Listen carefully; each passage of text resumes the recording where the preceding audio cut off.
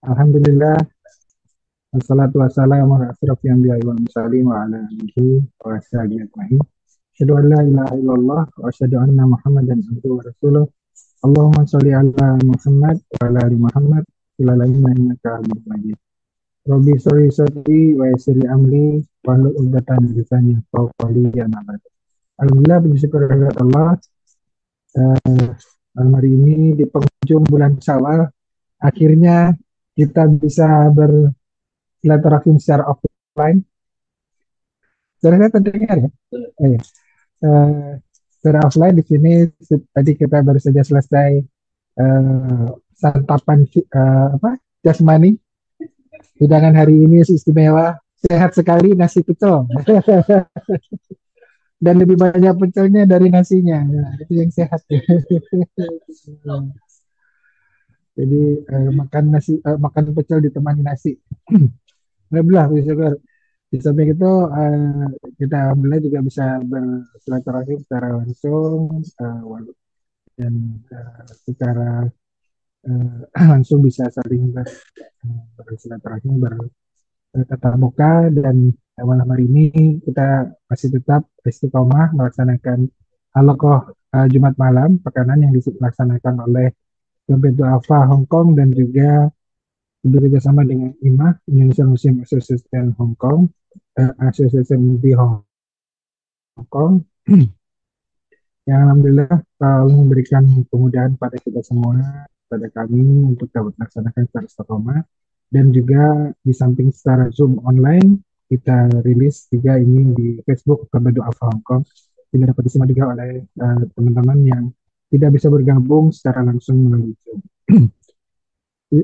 Salam salawat, semoga tetap tercurah untuk junjungan kita Nabi besar Muhammad Sallallahu Alaihi Wasallam, para keluarganya, sahabatnya, tabiin, selama perjuangan agamanya, dan semoga kita nanti semuanya mendapatkan syafaat dari beliau Nabi Muhammad Sallallahu Alaihi Wasallam di amal kita. Amin amin ya rabbal alamin.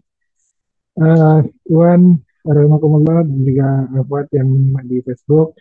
Malam hari ini kita akan melanjutkan kembali serial Sirah Nabawiyah yang akan diulas secara uh, tematik oleh uh, Ustadz kita Brother Arif Wahyudi atau Pak Didi yang uh,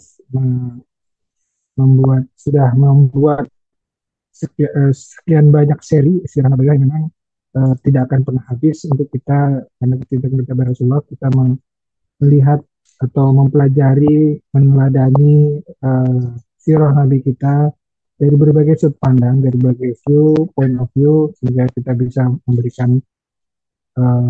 mendapatkan pelajaran-pelajaran yang mungkin selama ini tidak kita simak, kita lepas dari perhatian kita, lepas dari perhatian kita secara langsung. Sebelum kita memulai materinya, Pak Didi sudah menyiapkan presentasinya dan insya Allah akan segera disampaikan. Padahal kita buka bersama-sama dengan membaca basmalah. Bismillahirrahmanirrahim. Baik, selanjutnya Ustadz Brother Didi, silakan.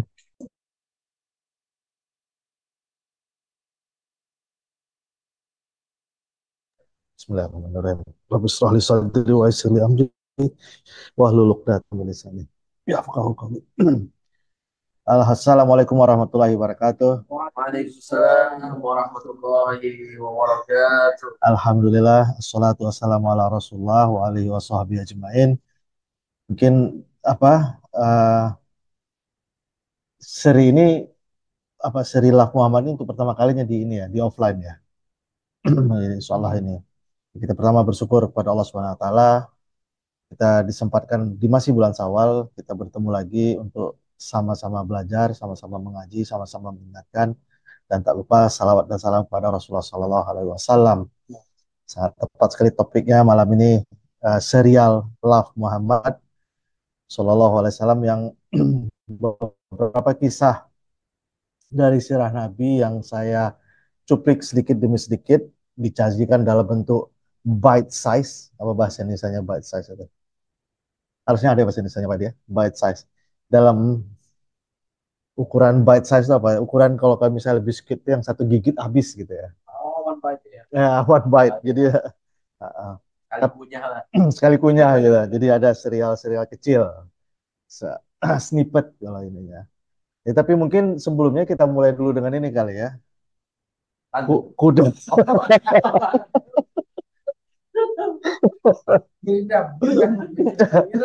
Jadi kuda sembrani, kuda sumbawa.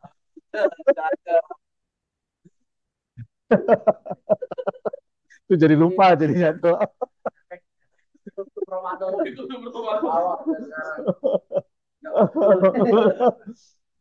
Jadi kuda sembrani, kuda sumbawa dibawa berlari. Jadi kan jadi lupa kan? Dibawa terbang dan dibawa berlari. Kalaulah lampu sudah menyala, apalagi gunanya sang korek api. Jadi kurang lebih itulah perasaan saya sekarang. Ada dua asatid di sini. Kenapa lagi saya nggak? Jadi pertama kali mudah-mudahan fazakir inama anta muzakir, jadi kan fazakir nafaati zikra. Jadi mudah-mudahan uh, ya, untuk mengingatkan. Jadi tentunya sudah pernah dengar, insya Allah ini jadi sekedar pengingat. Apa sebenarnya modus operandi saya? Modus operandi saya itu adalah ingin timbul kecintaan terhadap Nabi Muhammad SAW. Kita ambil kisah-kisah hidup dia yang sederhana aja, yang cuma 1 menit 2 menit, tapi bisa bite size lah, satu kali gigit kenyang gitu. Jadi dari kisah Nabi Muhammad SAW itu saya kumpulin satu, dan kita sudah jalan kurang lebih beberapa kali. Kalau nggak salah saya udah sampai ke serial ke-50. Jadi mau ngalahin Koping Ho ceritanya. Kalau yang masih ingat Koping Ho, Pak Orien tahu ya. Apa sekarang yang serinya panjang itu lagi? Apa?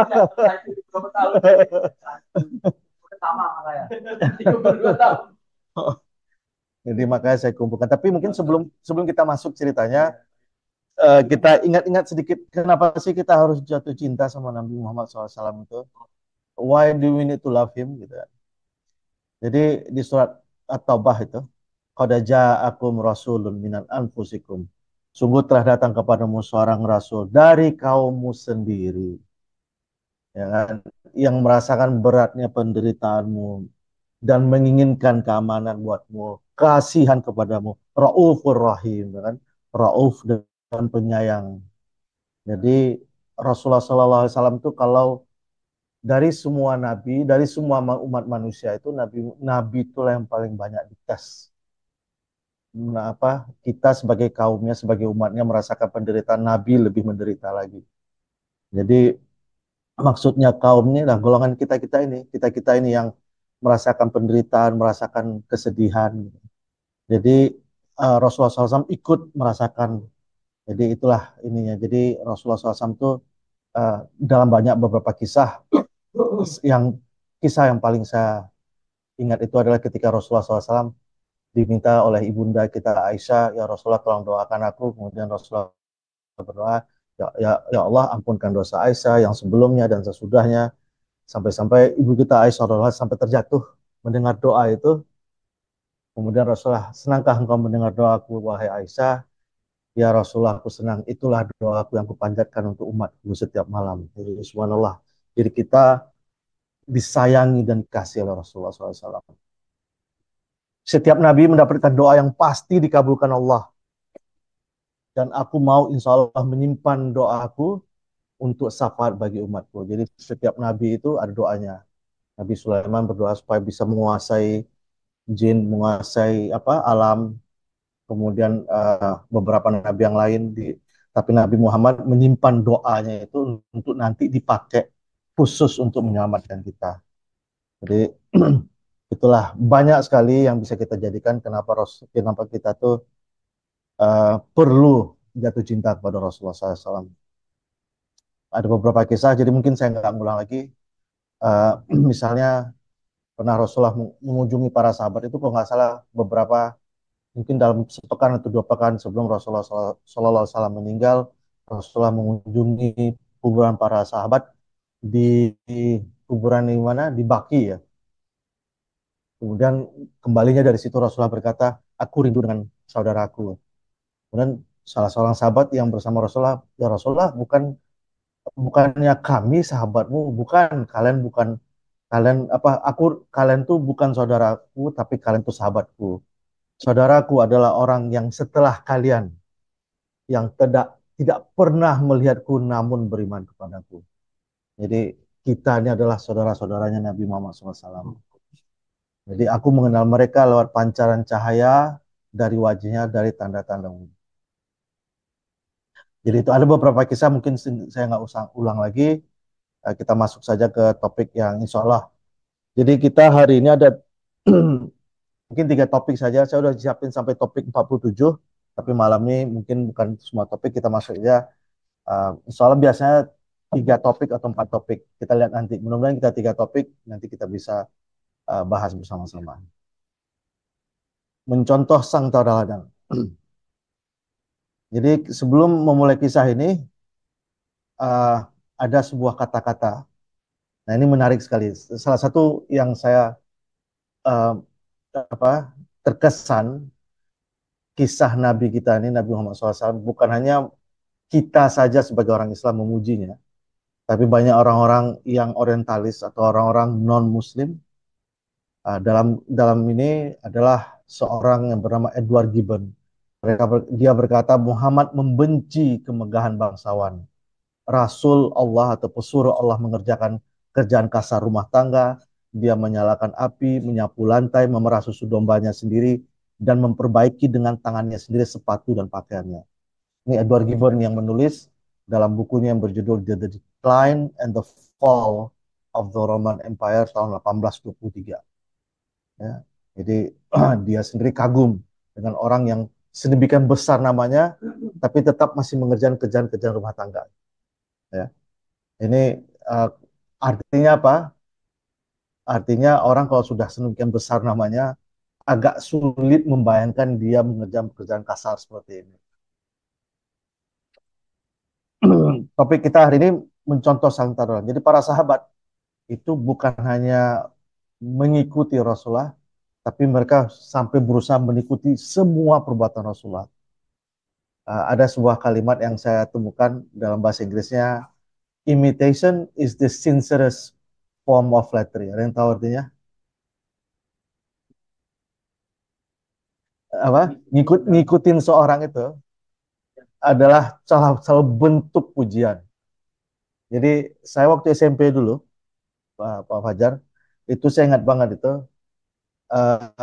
semua orang pakai kaos sepatu Adidas yang mereknya Karim Abdul Jabbar. Masih ingat kan? Ya, semua orang pingin pakai sepatu itu kan. Jadi semua orang bangga menyuruh Abdul Jabbar.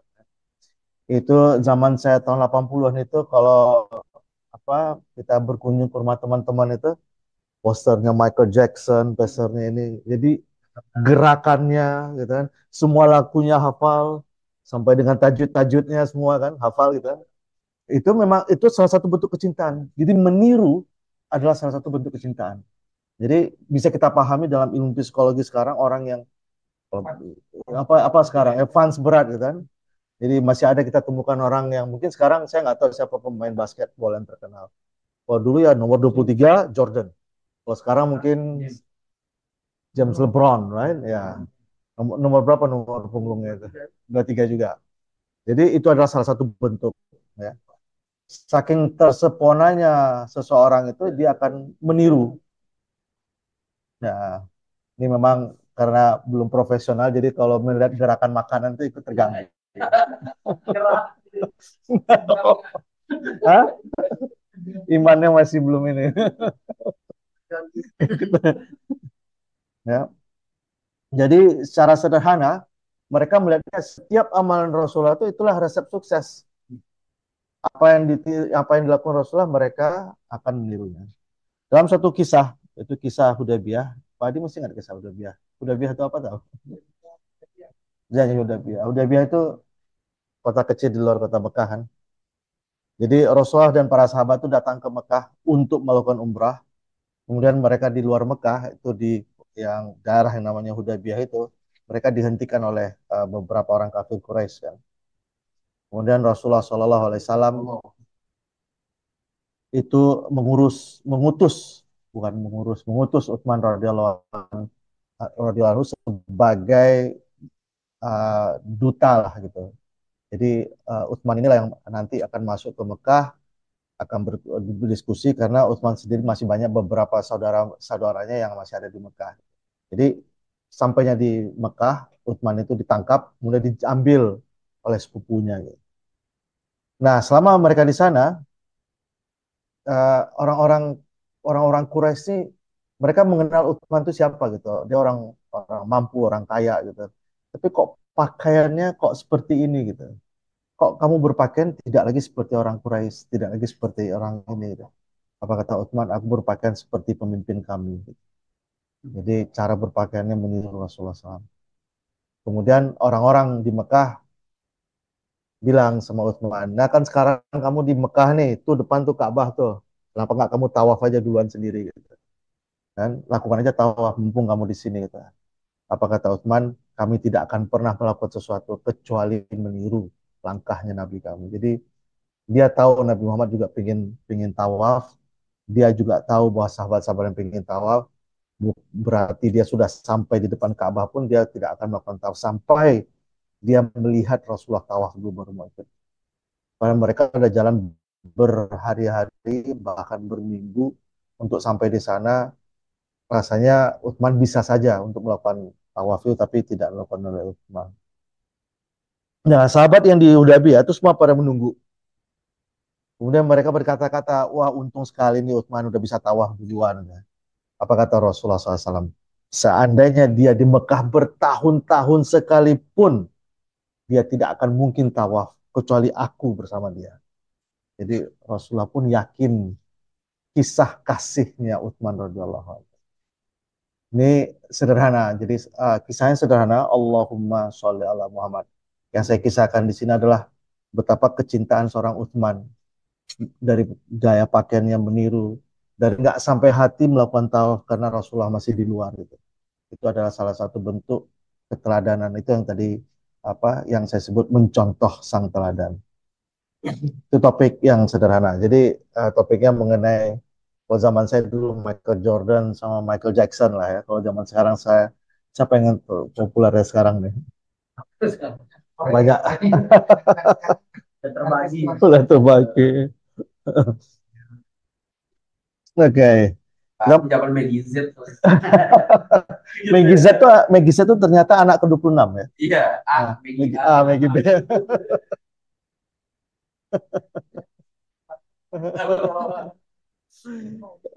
Oke, berikut snippet yang berikut, the depth of humility, kerendahan hati. Seperti biasa ada kutipan lagi, bukan penyebarannya tetapi keabadian agama yang patut kita kagumi. Kesan murni dan sempurna yang sama yang dia ukir di Mekah dan Madinah dilestarikan setelah revolusi 12 abad oleh muslim di India, Afrika, dan Turki. Kaum Muhammadan, ini orang ini menyebutnya Muhammadan, secara seragam telah menahan godaan untuk mengurangi iman dan pengabdian mereka ke tingkat yang setara dengan indera dan imajinasi manusia. Saya bersaksi hanya satu Tuhan dan Muhammad Rasul Tuhan adalah pengakuan Islam yang sederhana dan tidak pernah berubah. Citra intelektual ketuhanan tidak pernah direndahkan oleh berhala, kehormatan Nabi tidak pernah melampaui ukuran kebajikan manusia, dan ajaran yang hidup telah menahan rasa terima kasih para muridnya dalam batas-batas akal dan agama.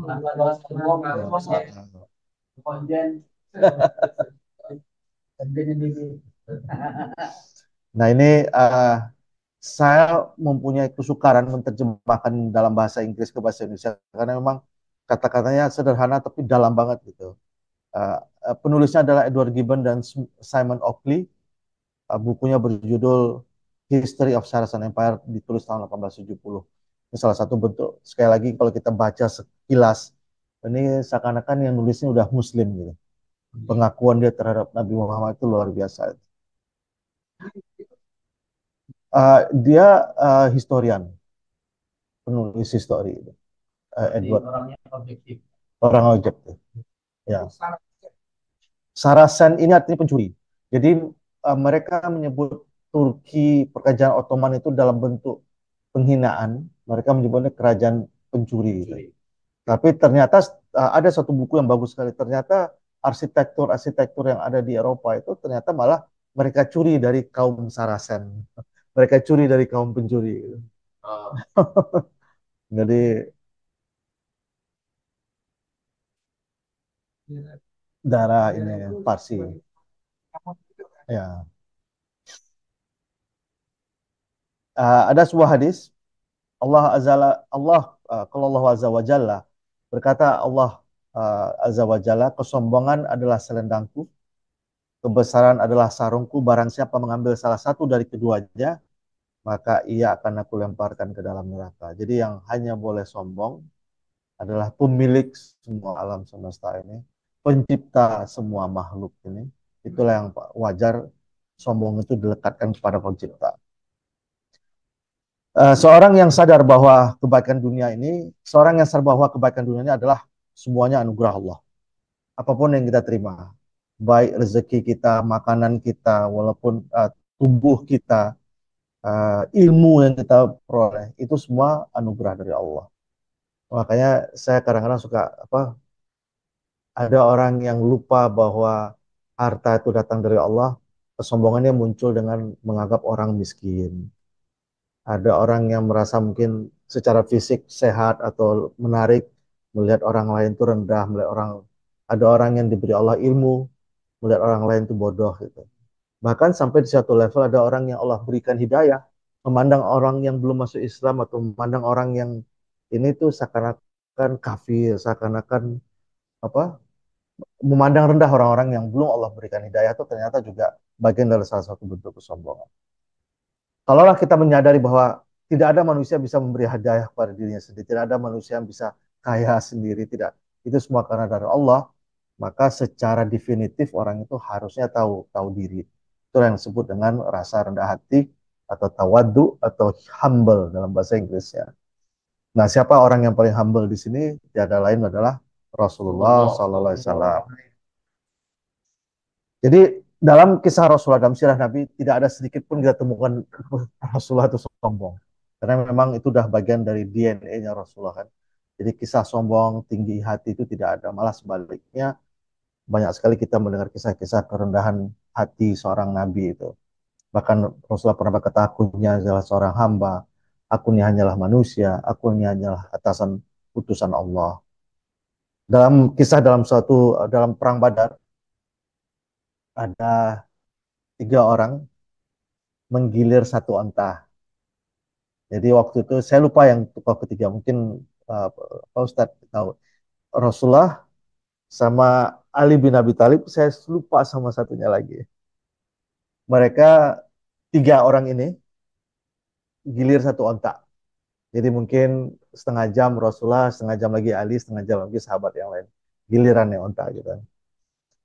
Nah, kemudian mereka gilir. Nah, kedua sahabat ini, Ali dan satunya lagi ini, dia bilang, pokoknya jatahku ambil ya Rasulullah katanya. Ya, Ali juga bilang, ya Rasulullah jatahku ambil, silakan. Engkau aja lah yang naik onta, biarlah kami jalan gitu kan. Apa kata Rasulullah? Apa kata Rasulullah SAW?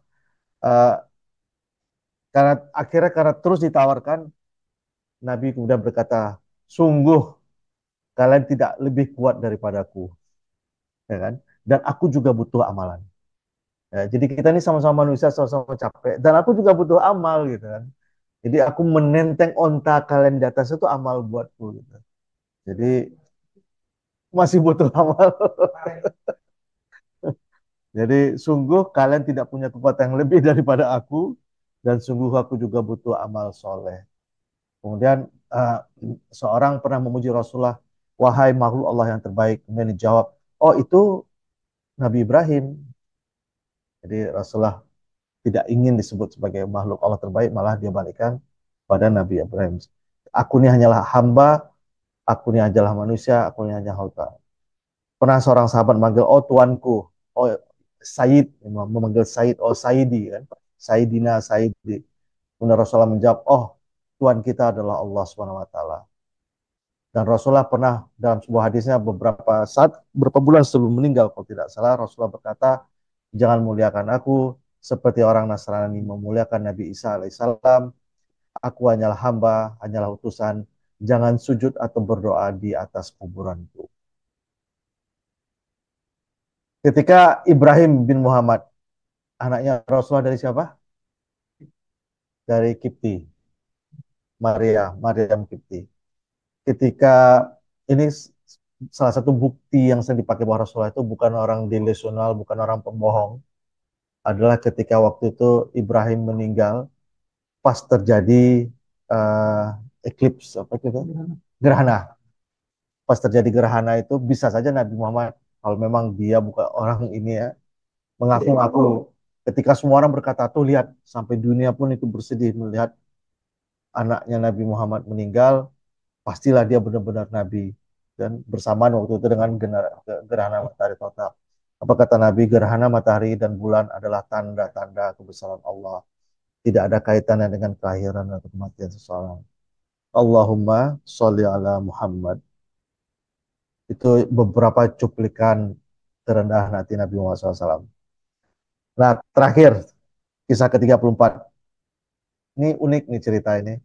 Saya sebut kisah cinta 1004. Sekarang tahun berapa? Sekarang, kalau Nabi tahun 571, sekarang tahun 1000, sekarang tahun 2024, berarti berapa tahun tuh? Ya, kurang lebih hampir 1500 tahun setahun. Nah, ini kisah ini agak menarik sebenarnya. Jadi, tapi sebelum seperti biasa, saya ambil cuplikan dulu.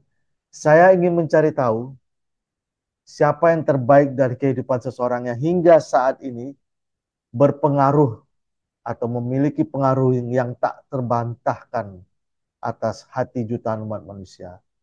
Ketika saya mengakhiri jilid kedua, dia menulis buku, saya rasakan tidak ada lagi kisah kehidupan yang lebih hebat ini. Siapa yang nulis? Mahatma Gandhi, di press yang berjudul Yang India, dibuat dalam tahun 1924. Ini orang Hindu ya. Buku yang mana ini, Pak? Ini bukan Dia baca. dia nulis di artikel kayaknya di press apa kayak koran atau apa gitu. Bukan, maksudnya dia baca kisahnya Nabi dari buku yang mana? Ketika saya pakai jilid kedua, dia nggak jelasin salah satu biografi. Dia nggak, pokoknya dia baca biografinya Nabi, dia merasakan tidak ada yang hebat, manusia yang lebih hebat lagi daripada Nabi Muhammad SAW. Dia mengungkapkan Ada beberapa kali, salah satunya lagi, dia kan salah satu pejuang anti kekerasan kan. Ada kutipan dia mengenai Nabi Muhammad yang dia tuh terinspirasi, gerakan itu terinspirasi lah Nabi Muhammad SAW. Hah? Ya. Jadi pengaruh cinta kepada Nabi bisa kita dengar hingga kini. Jadi ada dua kisah nih. Saya lupa sekolahnya di mana. Kalau nggak salah apakah di Inggris atau di Amerika. Satu dari keturunan Yaman, satu dari orang Nigeria. Mereka kuliah satu universitas. Kemudian si Anwar namanya penasaran dengan temannya yang dari Nigeria ini. Namanya Muhammad Ashar. Kemudian dia berkisah bahwa si Muhammad Ashar berkisah bahwa ayahnya sangat mengagumi Nabi. Dan dia memberikan semua anaknya bernama Muhammad. Aku punya 9 abang dan aku adalah anak yang ke-10. Namanya Muhammad Ashar. Muhammad 10. Jadi mungkin Muhammad Wahid. Muhammad Ashir. Ya, ke-10. Jadi sampai abad ini, kalau kita Google, what is the most popular male name in the world?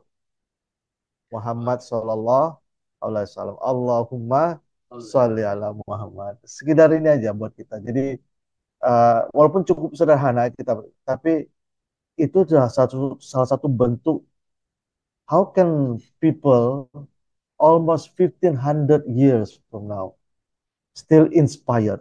Nggak ada satu biografi di dunia ini yang biografinya lengkap seperti apa kisah sirah tentang Nabi Muhammad SAW.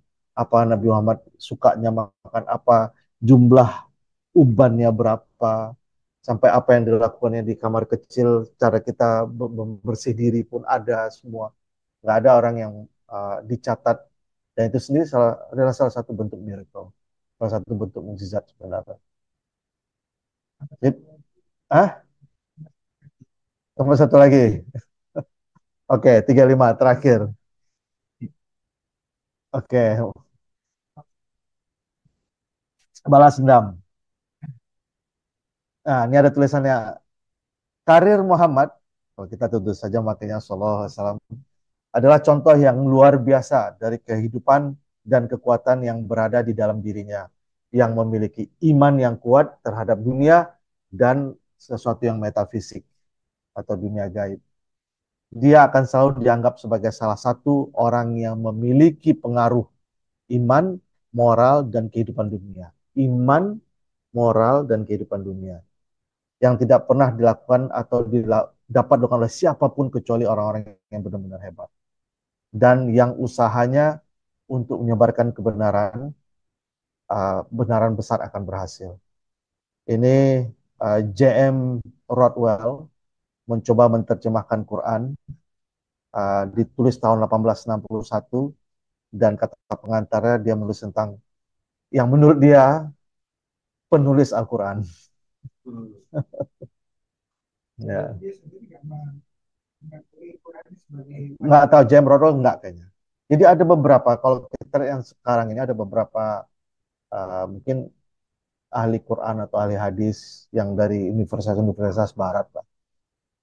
Saya melihat sekarang kecenderungannya udah mulai banyak angka. Walaupun begitu masuk, ada beberapa orang Muslim, dia bilang di kelas itu cuma saya sendiri yang Muslim, atau 2 orang Muslim, sisanya non-Muslim. Kan. Tapi di akhir kelas adalah 1, 2, 3 yang masuk Islam. Udah satu ke ini dah, kewajaran.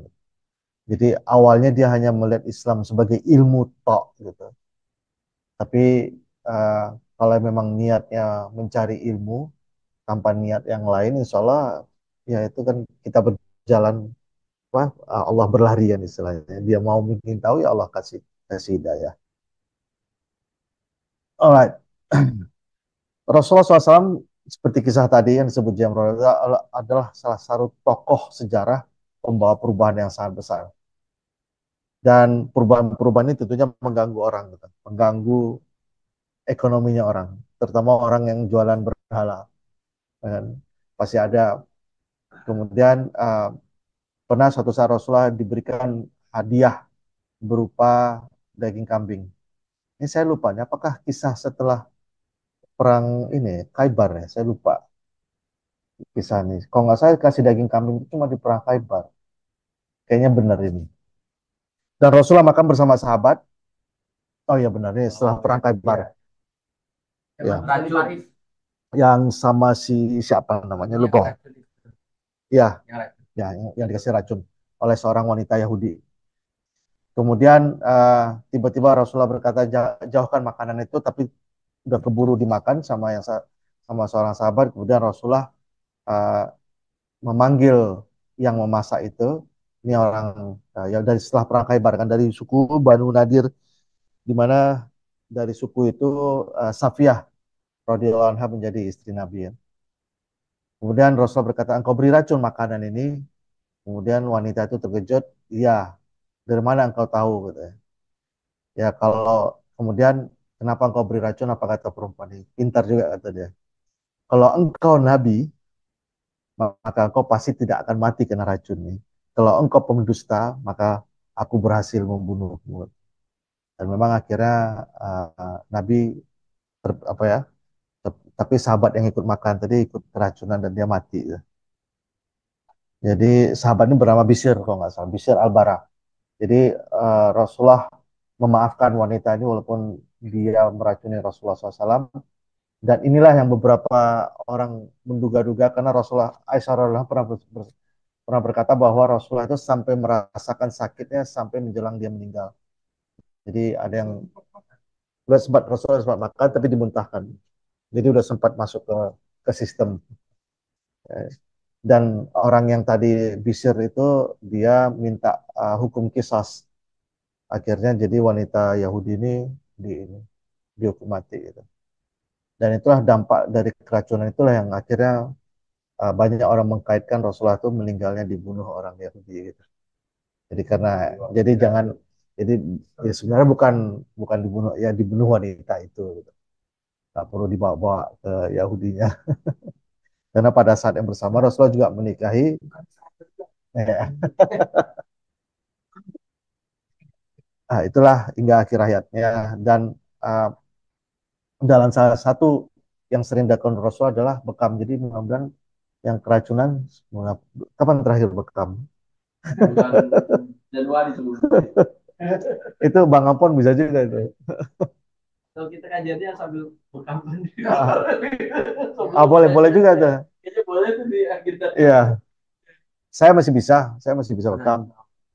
Terus itu misalkan dari habis maghrib kita bekam gantian, terus setengah jam 9 kita mulai gajian. Sebenarnya kajiannya masalah bekam aja. Titik bekam, efek kesehatannya. Saya juga. Kita praktekin dulu kita. Jadi meskipun racun masuk dan merusak tubuhnya, kata Rasulullah, namun tidak merusak hati Rasulullah SAW. Allahumma sholli ala Muhammad. Jadi tidak ada dendam, walaupun hampir saja dibunuh kan, itu hampir dibunuh, tidak ada dendam.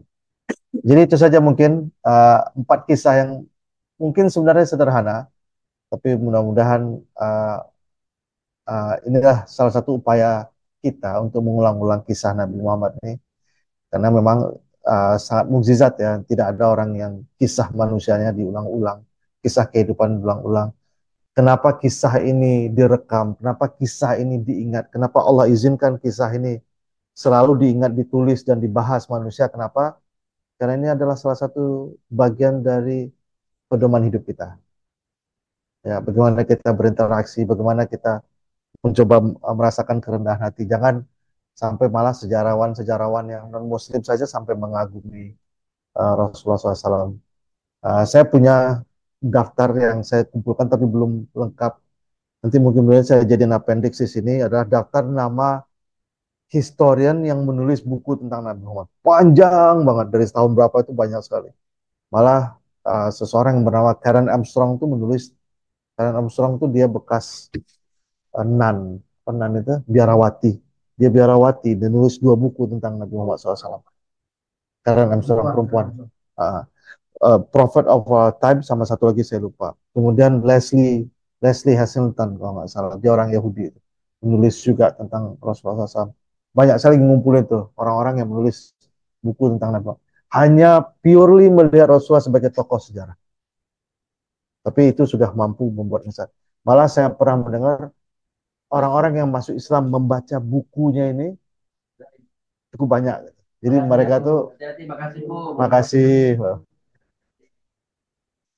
Jadi mungkin itu saja malam ini. Mudah-mudahan ada sesuatu yang nyangkut di hati kita, mungkin bisa jadi untuk jadi bahan diskusi kita malam ini. Jazakumullah khair. Wabarakatuh. Apa?